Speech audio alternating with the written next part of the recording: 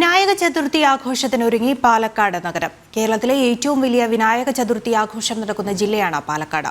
275-ലേറെ ഗണപതി വിഗ്രഹങ്ങളാണ് വിനായക ചതുർത്ഥിയോടനുബന്ധിച്ച് നിർമ്മിക്കുന്നത്. നഗരത്തിൽ വലിയങ്ങാടിയിലാണ് നിർമ്മാണം പുരോഗമിക്കുന്നത്.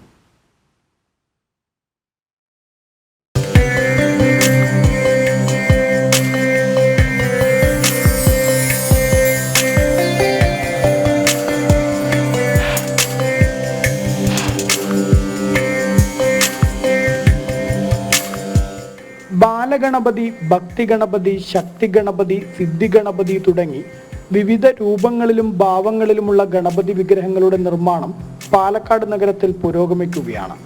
സെപ്റ്റംബർ 8-ന് നടക്കുന്ന നിമഞ്ജന ഘോഷയാത്രയോടനുബന്ധിച്ചുള്ള വിഗ്രഹങ്ങളുടെ നിർമ്മാണം അവസാന ഘട്ടത്തിലാണ്.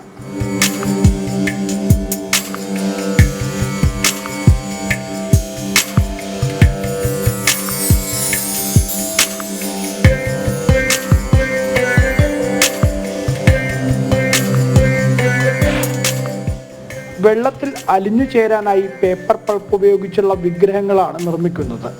വാട്ടർ കളറാണ് ചായമായി ഉപയോഗിച്ചിരിക്കുന്നത്. 3 അടി മുതൽ 17 അടി വരെയുള്ള വിഗ്രഹങ്ങൾ പണിപ്പുരയിലുണ്ട്. ഗണേശ വിഗ്രഹങ്ങൾ 3 അടി മുതൽ 16 അടി വരെയുള്ള വിഗ്രഹങ്ങളാണ് ഇപ്പോൾ ഒരുക്കിയിട്ടുള്ളത്. നമ്മളിത് പ്ലാസ്റ്റർ ഓഫ് പാരീസ് അല്ല, പേപ്പർ പൾപ്പ് കൊണ്ടാണ് ഇത് ഉപയോഗിക്കുന്നത്. ഇത് മദ്രാസ്, കാഞ്ചീപുരം, വിഴിപ്പുറം, പോണ്ടിച്ചേരി എന്നിവ ഇടങ്ങളിൽ നിന്ന് ഈ പാർട്സ്, അതായത് അതിൻ്റെ ഭഗവാന്റെ തലയും കാല്, തുമ്പി എന്നിവ കൊണ്ടുവന്ന് ഇവിടെ വന്ന് ജോയിൻ്റ് ചെയ്യുകയാണ്. ഇതുകൊണ്ട് പ്രകൃതിക്കോ മറ്റുള്ള ദോഷങ്ങളൊന്നുമില്ല. അതിൻ്റെ പുറമെ എന്ന് ചോദിച്ചാൽ നമ്മളിത് അടിക്കുന്നത് വാട്ടർ കൊണ്ടാണ്, വാട്ടർ പെയിൻ്റാണ്. വാട്ടർ പെയിൻ്റ് കൊണ്ടാണ് ഇത് നമ്മൾ ഇത് ചെയ്യുന്നത്. വെള്ളത്തിനോ മറ്റേതിനോ ഇതിനൊന്നും ഇതുവരെയായിട്ട് ഒരു കുഴപ്പമൊന്നും ഉണ്ടായിട്ടില്ല.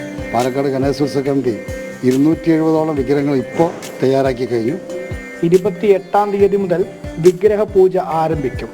വയനാട് ദുരന്തത്തിന്റെ പശ്ചാത്തലത്തിൽ ഡിജെയും മറ്റും ഒഴിവാക്കിയാണ് ഇത്തവണ ശോഭായാത്ര.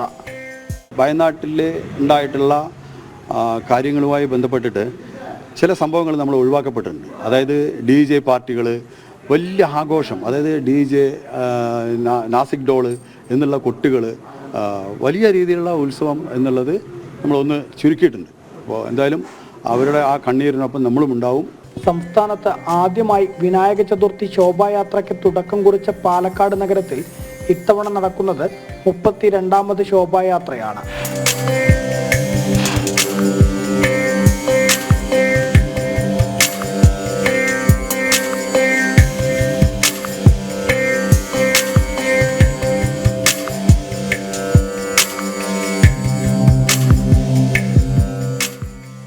വിവിധ വർണ്ണങ്ങളിൽ വിവിധ ഭാവങ്ങളിലുള്ള ഒട്ടനവധി ഗണേശ വിഗ്രഹങ്ങളാണ് പാലക്കാട് ഒരുങ്ങിക്കൊണ്ടിരിക്കുന്നത്.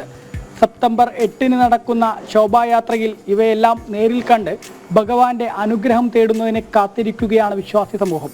PR മനൂപിനൊപ്പം അരുൺ ആലത്തൂർ, ജനം, പാലക്കാട്.